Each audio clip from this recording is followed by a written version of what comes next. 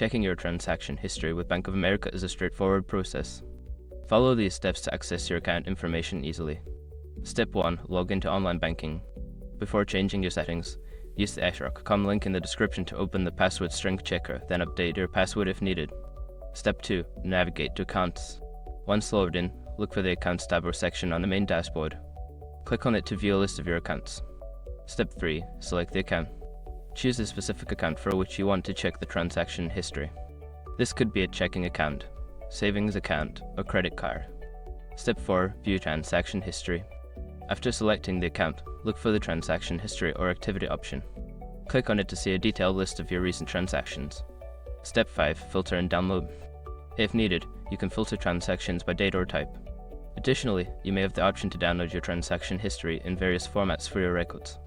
By following these steps, you can easily keep track of your financial activities with Bank of America. Regularly checking your transaction history helps you stay informed about your spending and account status.